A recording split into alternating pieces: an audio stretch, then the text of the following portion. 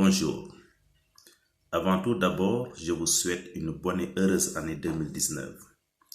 Je voudrais partager avec vous dans cette vidéo les 7 habitudes des gens efficaces de ce merveilleux livre de Stephen Covey.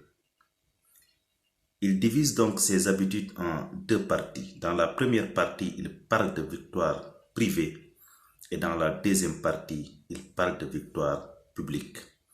Ce qui est important de noter qu'il faut d'abord travailler l'intérieur avant de passer à l'extérieur. Habitude numéro 1, être proactif. Être proactif, c'est être le programmeur de sa vie. Au lieu d'être dans une posture de réaction, chercher des solutions et anticiper aux problèmes. Habitude numéro 2, commencer toujours par fixer un objectif. Pour réussir dans la vie, il faut des buts clairs. Il faut imaginer, il faut planifier et ensuite passer à la réalisation. Habitude numéro 3, commencer par les priorités. On ne peut pas réussir si on perd beaucoup de temps dans les urgences. Il faut commencer par les priorités, ce qui permet naturellement d'avoir une bonne gestion du temps. 4e habitude, avoir une posture gagnant-gagnant. C'est de respecter les opinions des autres et également à chaque fois faire de sorte que les autres également puissent gagner dans notre relation. Habitude numéro 5, avoir une écoute sincère. Cherchez d'abord à comprendre, ensuite à être compris. Ce que nous notons actuellement, nous aimons tellement dire « vous ne me comprenez pas, vous ne m'avez pas compris ». Et si on s'arrêtait un instant et on se posait la question,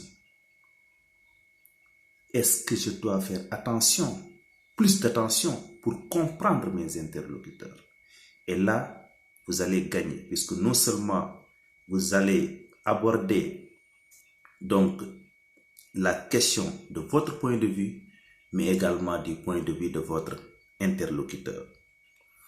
6e, la synergie.